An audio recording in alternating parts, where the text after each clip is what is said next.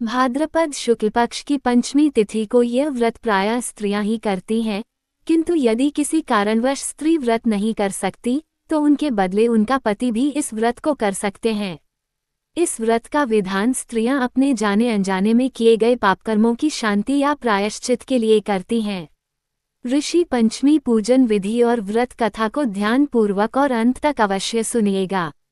भाद्रपद शुक्ल पक्ष की पंचमी तिथि को व्रत करने वाली व्रतियों को चाहिए कि वह मध्याह्न के समय स्वच्छ जल वाली नदी या तालाब के समीप जाकर प्रथम 108 या केवल 8 दातून करें और फिर मिट्टी से स्नान कर केशव या विष्णु के नामों का जाप कर पंचगव्य का पान करें।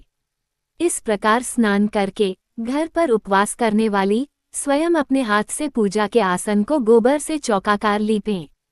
उस पर अनेक रंगों से सर्वतभद्र मंडल बनाकर मिट्टी या तांबे का कलश स्थापित करें। कलश के ऊपर जौ से भरा हुआ एक पात्र रखें और पंचरत्न, अक्षत, फूल, गंध आदि छोड़े तथा वस्त्र से उसे गले तक ढक दें। उसके बाद वेदी पर अष्टदल कमल बनाकर 7 ऋषियों का पूजन करें। 7 ऋषियों का नाम इस प्रकार है। पहला गौतम, दूसरा भारद्वाज, तीसरा विश्वामित्र, चौथा जमदग्नि, 5वां वशिष्ठ, छठा कश्यप और 7वां अत्रि। इन 7 ऋषियों तथा अरुंधति के पूजन के बाद पूजा में चढ़ाई गई मिठाई तथा पकवान ब्राह्मण को दान करें। तब स्वयं अल्पाहार अथवा फलाहार करें। रात्रि में ऋषि पंचमी की कथा सुने और जागरण करें। दूसरे दिन प्रातःकाल अग्नि को साक्षी मानकर अपनी त्रुटियों के लिए क्षमा प्रार्थना करें। ऋषि पंचमी व्रत कथा ध्यान पूर्वक सुने, सभी पापों से मुक्ति मिलेगी। प्राचीन काल में विदर्भ देश में उत्तंक नाम का एक ब्राह्मण रहता था। वह शास्त्रों का प्रकांड पंडित तथा सदाचारी विद्वान था। उसकी स्त्री सुशीला भी पतिव्रता सदाचारिणी और गुणवती महिला थी। उत्तंक के 2 पुत्र तथा एक कन्या थी।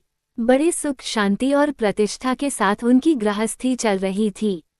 दोनों पुत्र पिता के परम आज्ञाकारी थे। थोड़े ही दिनों में विद्वान पिता ने उन्हें पंडित बना दिया था। कन्या का विवाह भी एक योग्य ब्राह्मण कुमार के साथ हो गया था। इस प्रकार अत्यंत सुखपूर्वक उनका गृहस्थी चल रहा था। उत्तंक पर अचानक वज्रपात हुआ।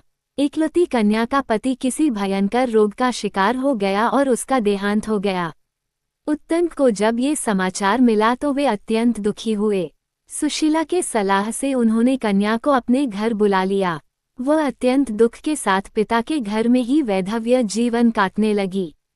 गृहस्थी में इस भीषण दुख को देखकर उत्तंक अपनी पत्नी तथा पुत्री के साथ गंगा तट पर निवास करने लगे।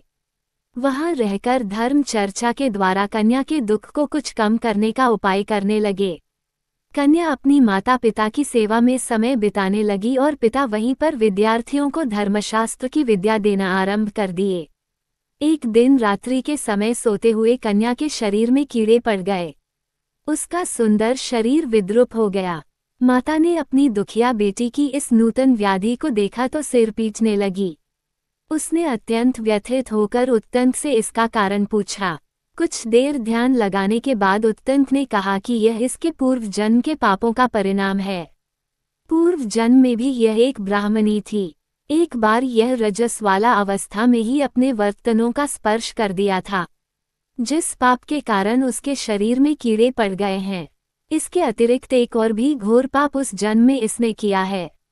वो ये कि इसने अपने पड़ोसन को ऋषि पंचमी का व्रत करते हुए देखकर भी उसकी अवहेलना की है। इन्हीं 2 कारणों से इसके शरीर में कीड़े पड़ गए हैं। उस जन्म में ऋषि पंचमी का व्रत देखने के पुण्य से ही इसे ब्राह्मण जाति में जन्म लाभ हुआ है। अन्यथा इसके पापकर्म तो इतने भयंकर थे कि इसे चांडाल के घर जन्म मिलता।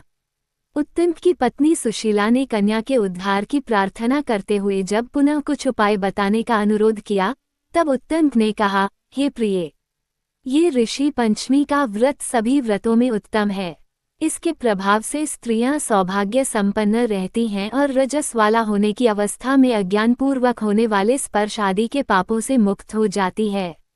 उत्तंक के निर्देश पर सुशीला ने अपनी कन्या से ऋषि पंचमी के व्रत का विधिपूर्वक अनुष्ठान करवाया। उसके प्रभाव से वह रोग दोषमुक्त होकर पूर्ववत सुखपूर्वक रहने लगी। ये ऋषि पंचमी का व्रत उसी समय से और भी अधिक प्रचारित हुआ और स्त्रियां आज भी इस व्रत को उत्सवपूर्वक मनाती हैं और अपने द्वारा भूलवश किए गए विभिन्न प्रकार के दोषों को दूर करती आ रही हैं। प्रेम से बोलिए सप्त ऋषियों की जय। उम्मीद है कि आपको हमारी ये कहानी पसंद आई होगी। कृपया हमारे चैनल को सब्सक्राइब करें और सभी अपडेट्स के लिए बेल आइकन जरूर क्लिक करें। और हाँ, वीडियो लाइक और शेयर करना मत भूलिएगा। Bye bye.